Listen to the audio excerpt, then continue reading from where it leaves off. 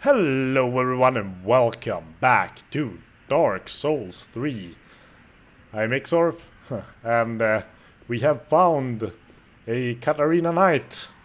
I believe he was called Sigurd. Not Siegmeyer, not Sieglind, but Sigurd. This lift only goes down.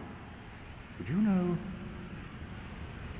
with a little warming up, eventually, Alright, so what I want to do today is to not go down here, actually. We might go down here soonish. I want to head back first and check out that other building that we could have also moved towards. Oh, that guy firing arrows again?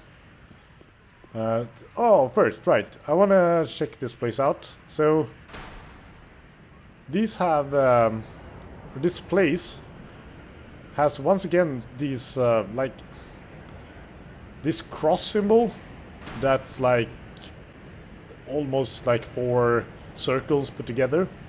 And it has blue, blue ceilings. So, I do wonder if this has also some sort of connection to, the Way of Blue or the Blue Sentinels. I believe that's kind of the same. I believe that's the same symbol as in Dark Souls 2, and as we saw earlier in that same in that cathedral that seemed to be like the cathedral of blue of this game. Oh, there's a dog that's still alive. Oh, there are multiple enemies that are still alive. Huh. Yeah, this is a new day of recording, once again, so there is some, I had to reload the area, so we'll see what, if that actually makes a difference in some way.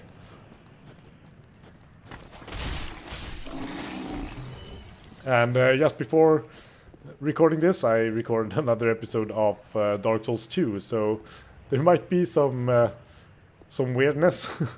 With how I remember the controls and such. So this is the place that I want to check out. I have no idea where it's going to lead. But it seems sensible to check this place out before we check that place out, because that seemed like a pretty important place. I mean, it has an onion knight in it, so... Oh, that was a bad call.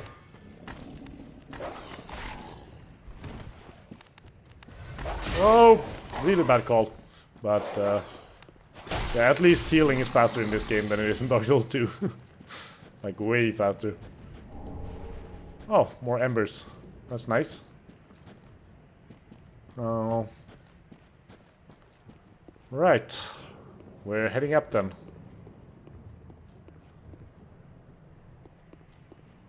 Now, I do want to, at some point today, head back to the... Firelink Shrine to catch up with some NPCs and upgrade stuff, because there's a lot of stuff we haven't upgraded in quite a while now. We do have a fair amount of souls, so great curse-ridden tree ahead. And that's not a player message.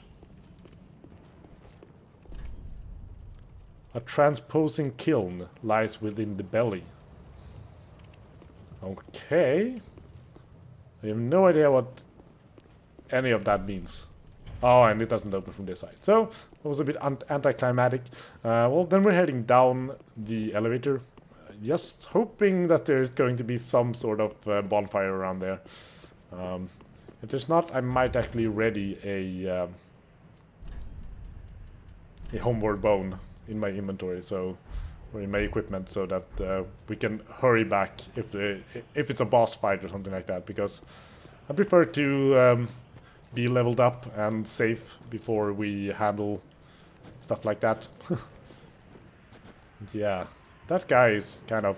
I wonder if that's going to be a boss, or what it's actually going to be. I have absolutely no idea. I'm also curious about you. It looks like you have like the... like you almost have the demon hammer or demon mace or whatever it was called from... oh, is this a place you can actually jump down? No. That doesn't seem safe at all. But I'll try to remember that just in case.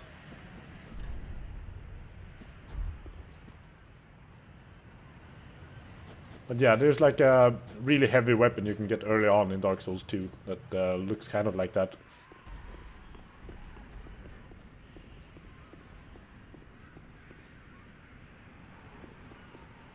Right, heading down.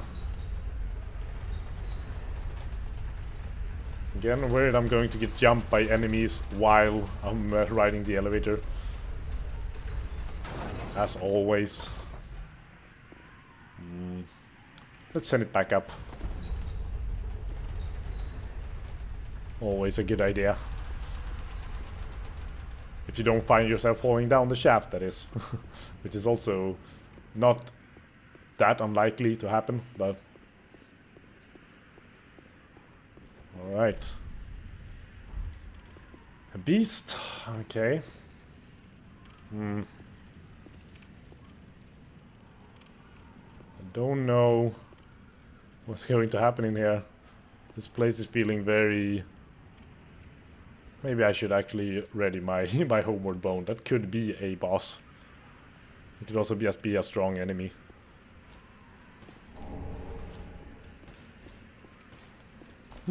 Is that like a similar thing to the to Wart? Whoa! I did not mean to turn around there.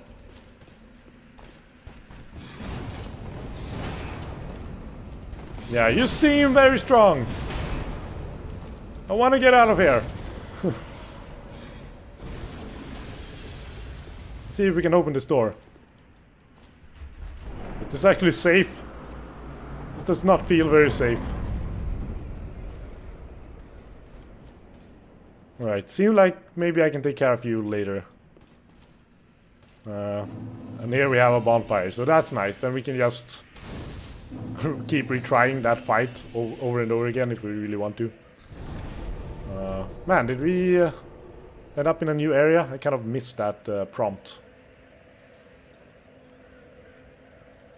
Yeah, there was very little to do with the Way of Blue in there, as far as I could tell. So maybe I was wrong about that connection to the symbol. It's a very generic symbol, so it would make sense for me to be wrong about it. Anyway, let's head back to the Firelink Shrine. Almost said Majula there, but you know what I mean.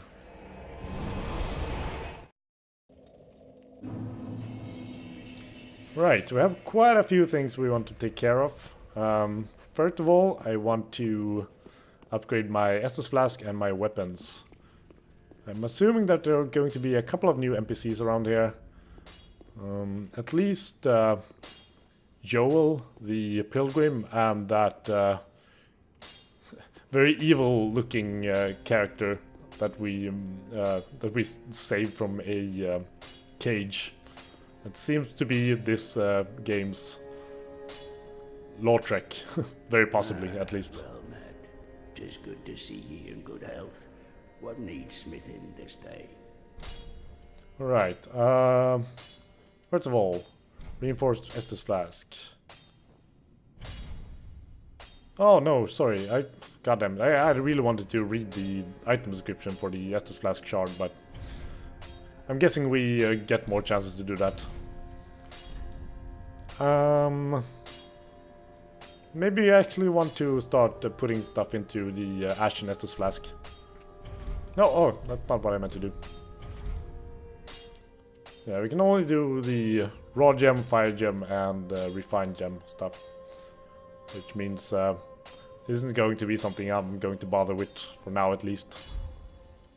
Let's just get further in our reinforcement. So, we can actually upgrade this even further. I'm kind of on the fence about it though. I have a... I'm kind of wanting to try something new. I kind of want to try the Bandit's knife. And we might actually do that. It had a weapon skill that seemed kind of interesting. Quick step. Pretty be careful. Where you end up running around the enemy, I think. Was that what happened? Oh, right. Now we're actually going to talk to this guy about Loretta as well. We found her corpse clutching a bone. It's a bit unclear if it's her bone, but I'm assuming it's not because... Yeah, because she was clutching it, and it was very old and had holes bored into it. Oh, hello, you're back. And in one piece. Well? Okay, so we give him Loretta's bone. Well, let's start out with buying the knife that I wanted. I'm going to assume that this will greatly scale with dexterity eventually.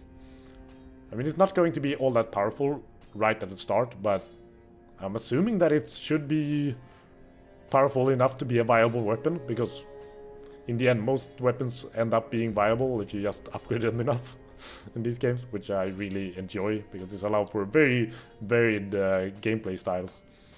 Instantly step behind or around the sides of foes, especially effective when locked onto a target. Yeah, that seems very interesting. So we're gonna get that one, and we're going to upgrade it for a bit, so it's as viable as the Ushikatana. But we might as well give him Loretta's bone right now. Does he have anything new to say? Do me a favor and don't give No. any... Alright. Heavens, she was already dead. Thank you. I'm not surprised, though. Almost a relief, really. You can keep the ring as, well, a little trinket of thanks, I suppose.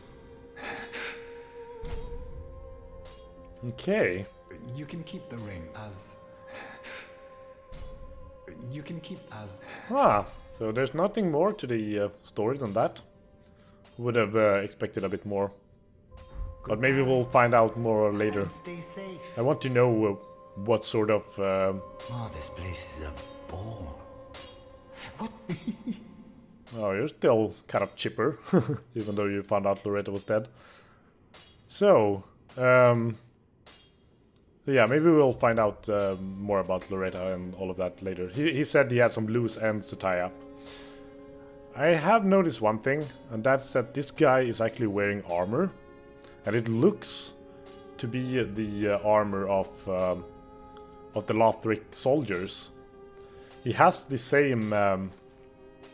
he has the deserter's trousers on him, actually, as far as I can tell.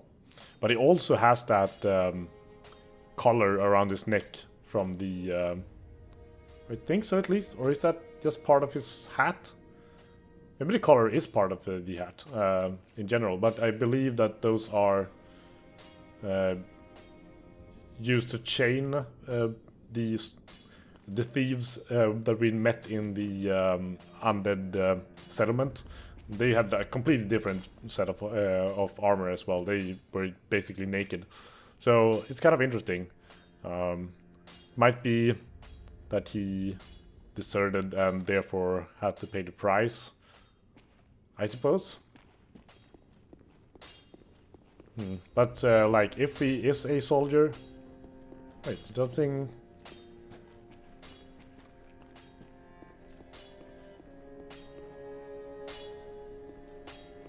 Okay, it's not... I thought it was... He was like looking at me in a strange way and then turning away quickly when I turned my camera towards him. But it just seemed to be some glitch thing. Anyway, so yeah, like...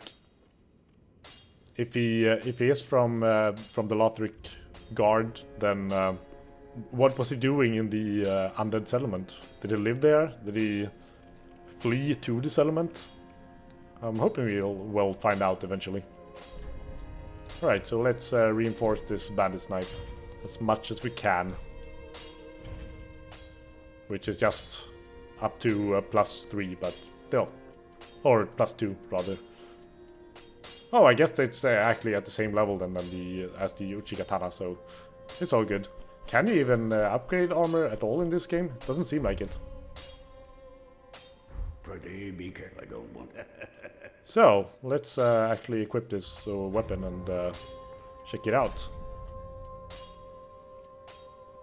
I think I want to switch it with this one because I'm probably not going to use the twin blades for a while at least.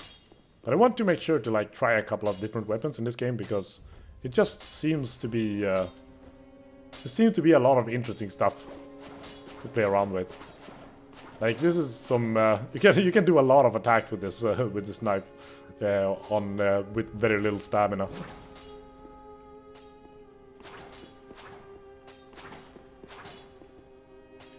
A bit less when you're doing strong attacks, but still. Like, how does this quick step thing work? I want to try that out on some enemies outside. Let's do that.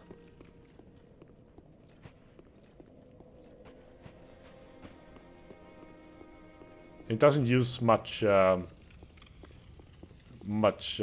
at all either. So come on with the loading. This is very annoying.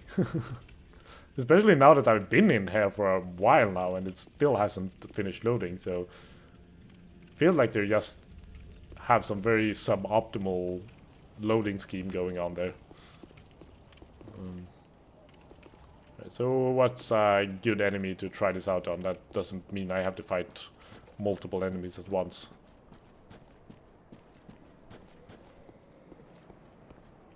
Maybe we can try it out on you guys first.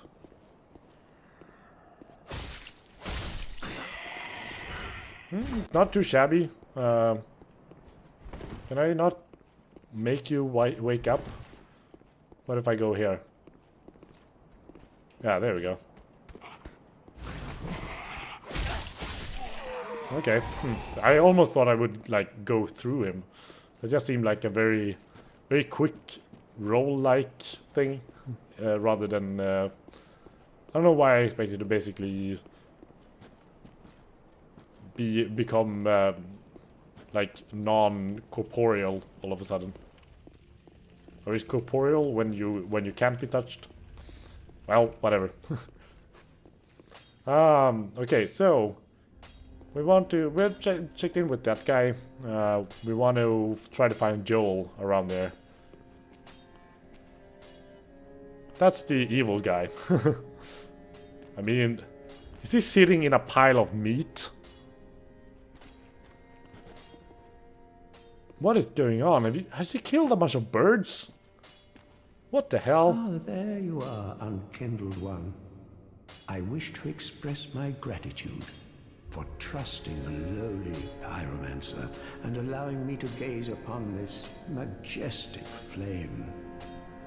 As promised, I will impart pyromancies to you.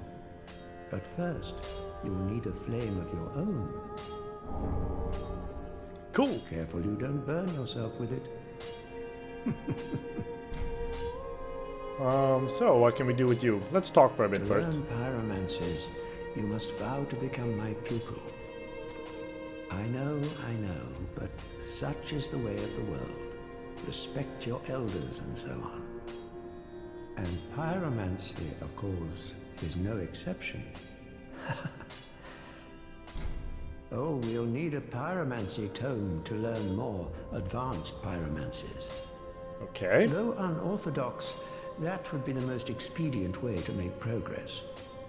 If this were the Great Swamp, and you had the luxury of time, we could have trained you the hard way. A pyromancy tome? A book of pyromancies? Or a book about how to become a pyromancer? Like pyromancy for dummies? Alright. How does this work then? So this requires Titanite shard this time around. And yeah, it scales with intelligence and faith. I'm guessing you only need one of them, really. Maybe you do need both. I believe that was the case for dark magic in Dark Souls 2. Let's check out some lore on these things, at least, if there is any. Pyromancy of Cornyx of the Great Swamp emits a constant stream of fire. Cornyx is a venerable pyromancer of an older mold, said to have restored a number of spells lost to the past, amongst which this is the most well known. Pyromancy is to at once know fear and longing, the resultant power of which depends on both the caster's intelligence and faith. Flash Sweat, unique pyromancy of the Great Swamp associated with Carmina.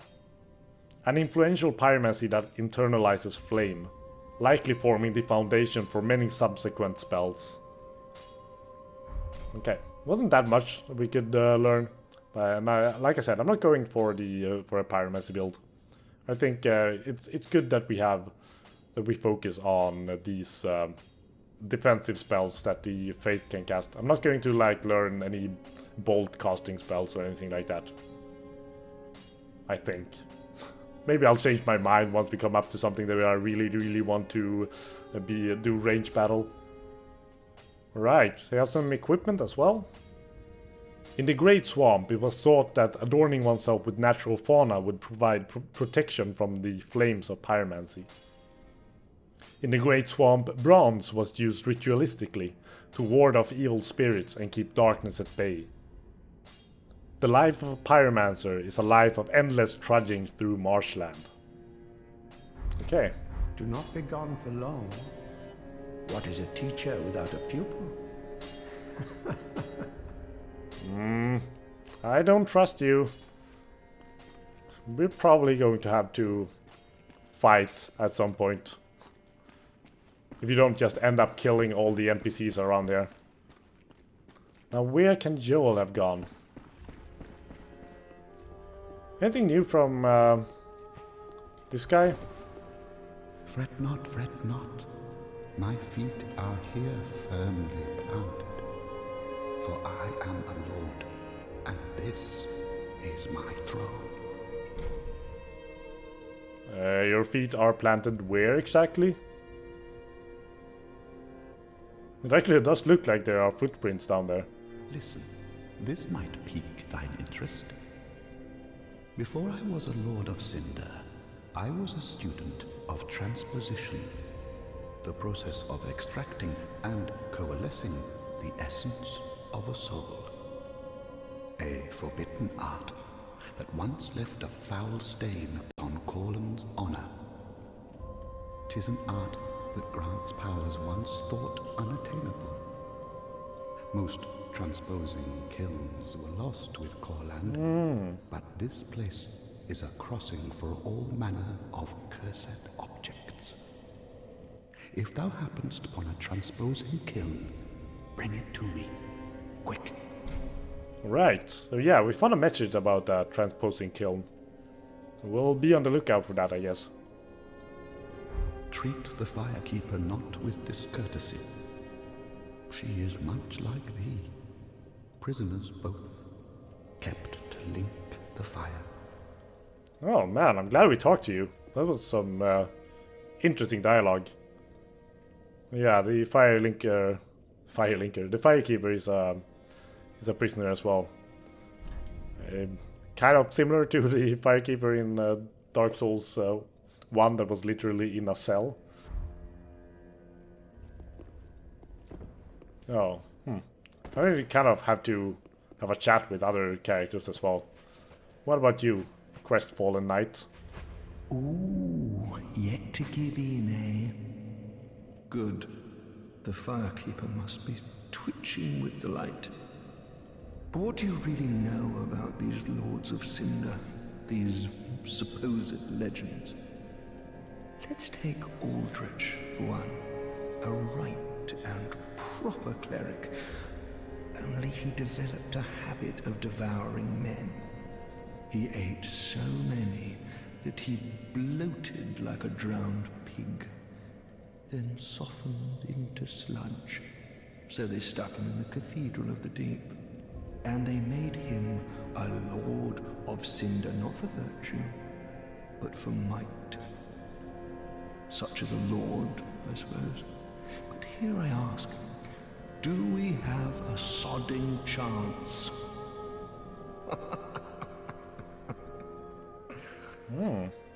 Getting some interesting lore on Aldrich there. At the foot of Lothric Castle, an old path still runs below the tower in the Undead Settlement. It It was used to transport sacrifices to the Cathedral of the Deep.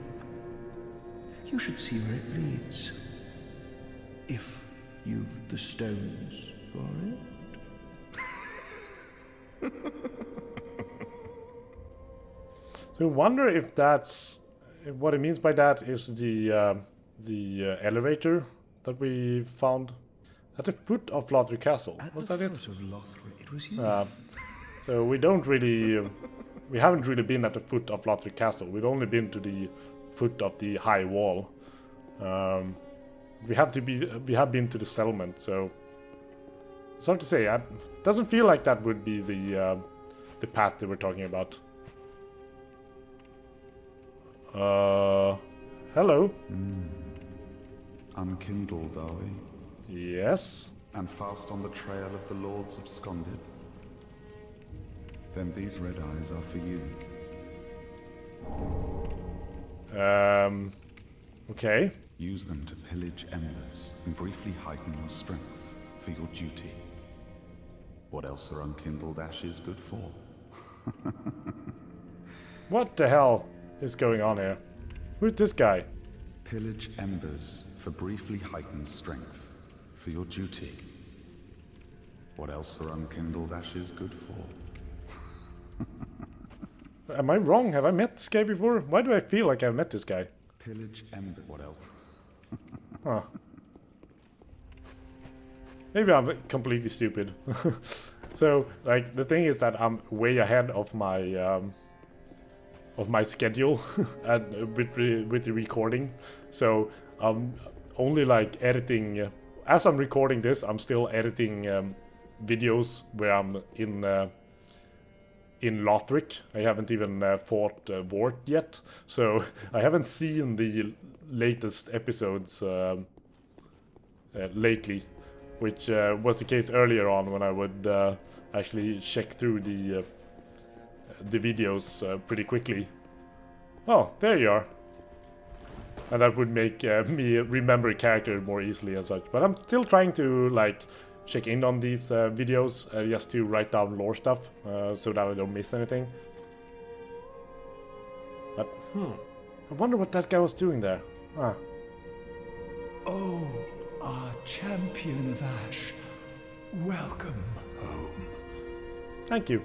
This pilgrim, with a debt in death, hardly deserves to behold this divine flame.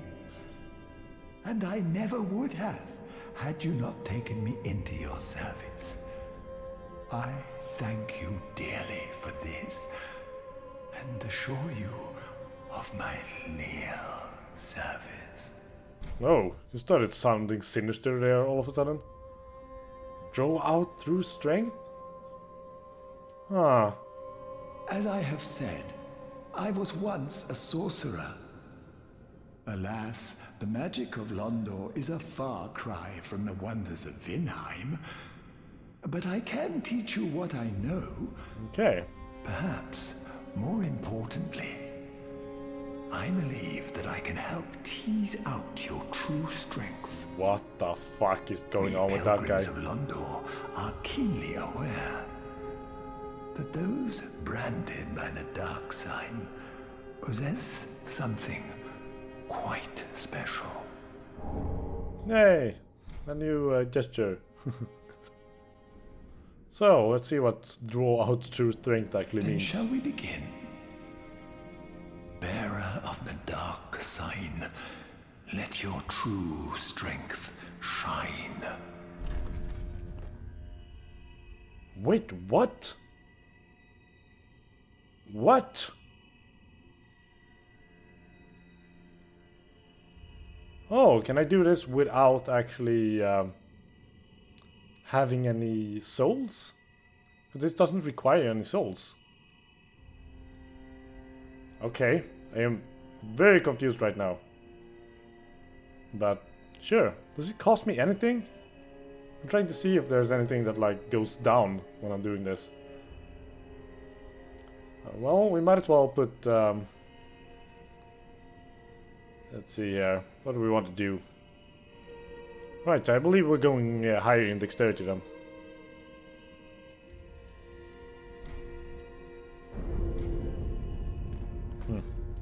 Yeah, maybe we can do that once in a while or something like that. That's interesting. As I have said, but I weep at the... Very interesting. What do you have to sell? You have some magic on you then. So is none of this going to be Vinheim magic then? Okay, so the power of the sorcerer's swordsman of Vinheim is predicated upon this and magic shield. Many warriors learn sorcery just for this enchantment. Of course, it doesn't say that this magic was created in Vinheim or anything. And of course, it doesn't mean that just because it says that the magic in Londor is weaker than that in Vinheim doesn't mean that they don't have any Vinheim magic at all over there. Yeah, there wasn't much lore in there, so. Be safe, champion of Ash. Yeah, sure. So we are just about to end this episode. If you enjoyed watching it, then please leave a like, subscribe for more videos every week. Thank you for watching, and I hope to see you next time on Dark Souls 3. Bye bye.